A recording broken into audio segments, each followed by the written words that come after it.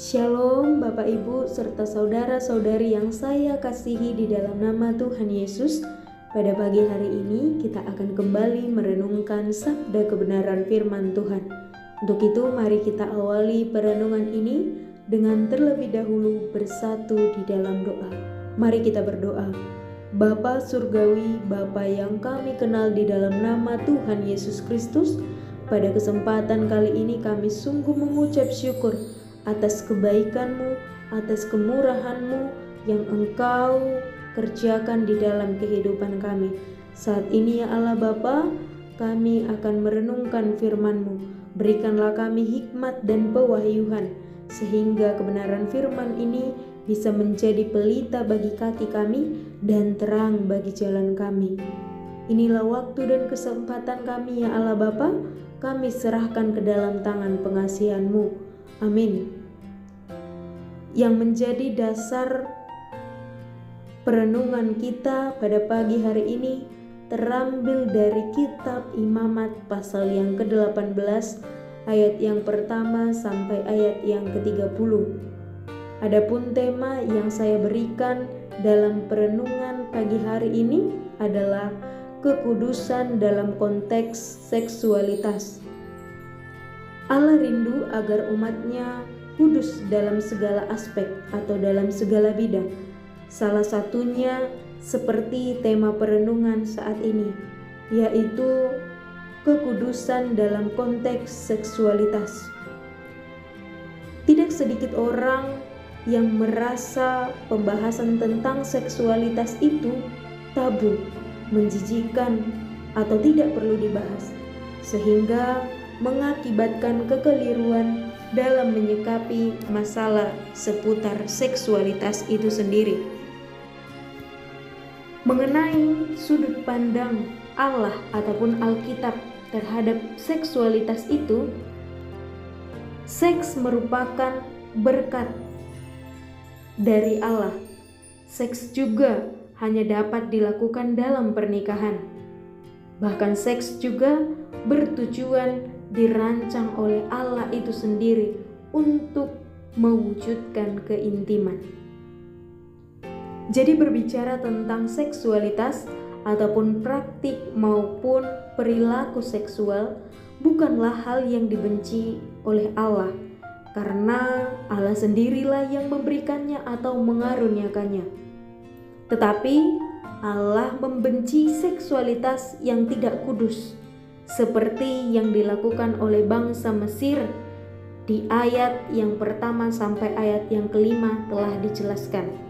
Dan mengenai contoh-contoh perilaku yang menyimpang, yang tidak kudus, yang dilarang oleh Allah untuk dilakukan oleh bangsa Israel, dijelaskan di ayat yang ke-6 sampai ayat yang ke-23. Di ayat yang ke-6 sampai ayat yang ke-18, pertama-tama Allah melalui Musa melarang hubungan seksual dengan kerabat dekat ataupun saudara, seperti ibu, saudara perempuan, bibi, menantu perempuan, ataupun saudara ipar. Dan di ayat yang ke-19, Allah melarang berhubungan seksual dengan perempuan yang sedang pada masa haid. Sedangkan di ayat yang ke-20, Allah juga melarang agar tidak bersetubuh dengan istri orang lain. Dan di ayat yang ke-21, larangan untuk mempersembahkan anak kepada dewa-dewa kafir ataupun Molok.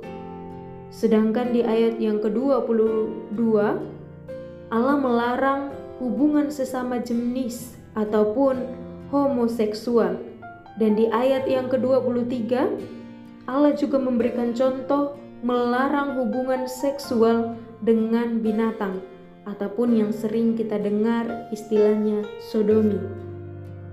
Lantas bagaimanakah kita mewujudkan tema perenungan kita, yaitu kekudusan dalam konteks seksualitas?